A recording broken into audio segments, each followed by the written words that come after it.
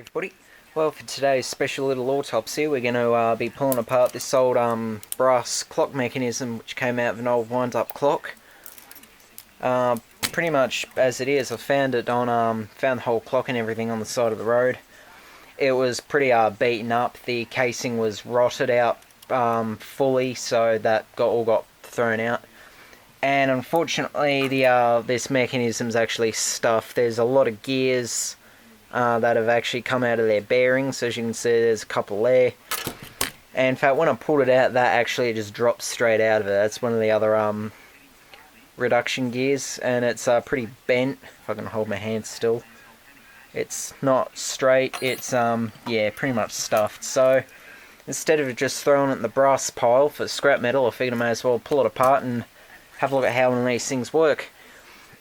Of course, on a little safety note with pulling apart really old clocks, do be careful. Some are actually worth quite a lot of money, and also do be careful of the springs. Some of them do still have their springs wound, and will do. This one does, and they can basically explode when you take the top off. It'll send gears and things flying everywhere.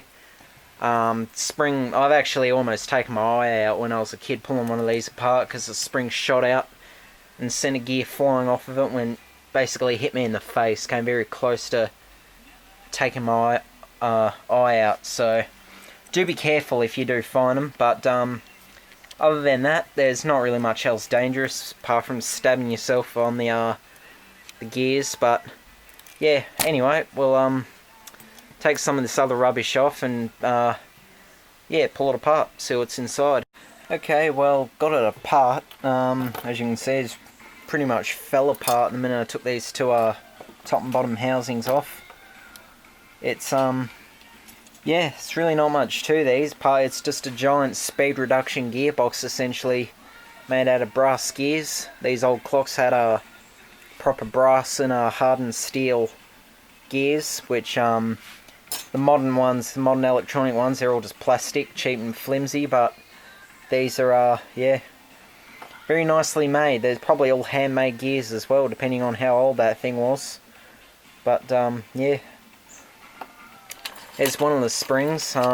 That's what's in them, basically. It's like some type of one-way clutch with a little ratchet and pawl on it. There's another little spring inside there, which allows the pawl to jump. As it does that, you can turn, basically that's how you wind it up. You just wind that round and it pulls the spring in. And then yeah, but that's the spring that gear came off of, as you can see. Incredibly long. There's a lot of tension on it. I reckon I'll probably make that glow red hot on a rewound microwave oven transformer or something. It's nice, nice blue steel strip it's made out of. There's two of these. There's the other one there. I haven't yet been able to get the gear off of this one, but it's essentially the same thing. Just a ratchet and pawl underneath that allows you to wind it up without actually having to turn that gear as well. That's what it's for. So it's basically like a one-way clutch sort of thing. Allows you to turn the shaft but not the gear. But they're seriously well made. They don't make things like this anymore. That was bent by the looks of it. It's got another set of pawls there. That's the second hand, I think. I didn't get the hands with it. They all fell off long ago. But yeah, some very, very nice gears in it. I'll set them up and actually get a close-up of them. That one's very corroded, but still you get the idea of it. That'll be the hour and the minute hand, or at least the drive gears for them. And that goes up inside there like that. Sort of thing. And then there'd be the others that'd be driving it.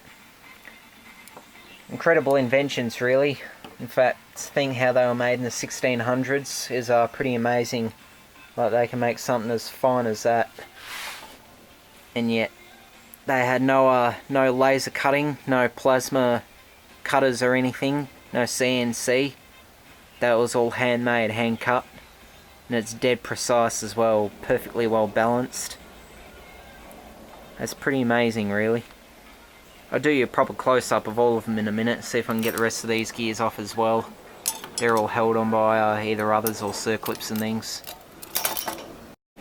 Alrighty then, well here we have them. Just give the camera some time to focus. Some of these were sleeved, others had a shaft on them. But, that's one of them. It's just got a little bearing inside it, little sleeve, brass sleeve bearing.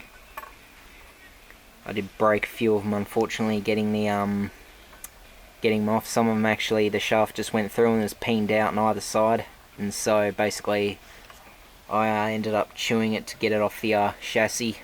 The other half of that's still in there. I could not get it out, but I got plenty of others. I think this might have been a second-hand gear or something. Very nicely made. It's got like a slip ring on it, or that might even be brazed on, I don't know. A little pawl in the centre there.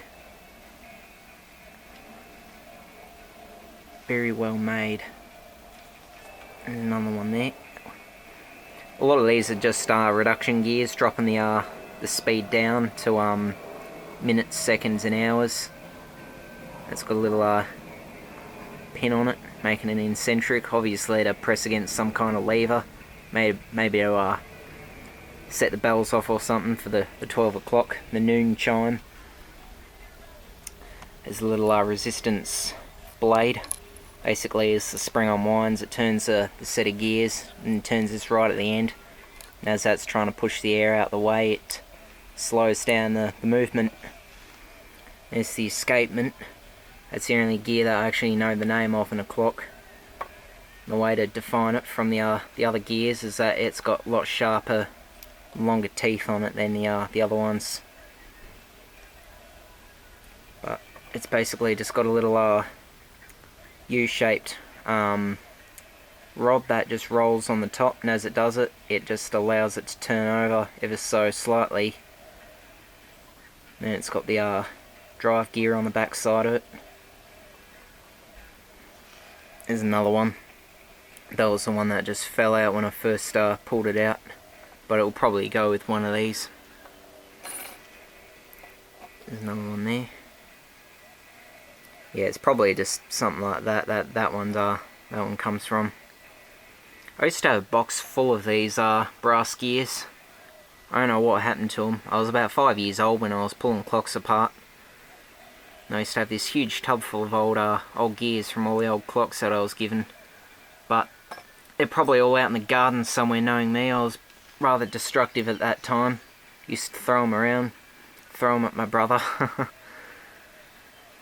Didn't all kids, when they were young, used to throw things at their siblings. That stopped long ago, though, I will mention. That's the hour drive rod, I'm guessing. It's got some kind of pawl on it. There is a special name for that, but it just won't come to me at the moment. It's been a long time since I've looked at this sort of stuff, so it's sort of going back in memory lane a bit. That one's got three pins on it, 3 eccentrics. They'll have something to do with turning over levers to either activate the chimes or whatever else. And these are the winding gears for the springs. See, there's your ratchet and pawl on the other side. A bit stiff at the moment, but you get the idea. As you turn that over, that just jumps out the way and stops a whole gear trying to turn back. Very well made as well. And the other one's just the same, except it's just in the opposite direction.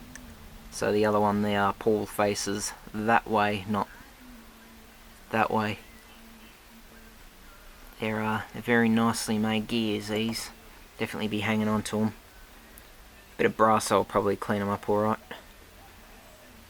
That's, I don't know what that is actually. If anybody's actually got names on any of the parts of these, feel free to put it in the comments. It's always interesting seeing what people's feedback are on these things. But anyway, that's just a look inside a very old clock. Thanks for watching, and do be safe if you do find one with the springs. They will take your face off if you're not careful with them. And also don't go pulling apart your grandparents' clocks, because they'll kill you as well. But anyway, I hope you enjoyed that, and thanks for watching.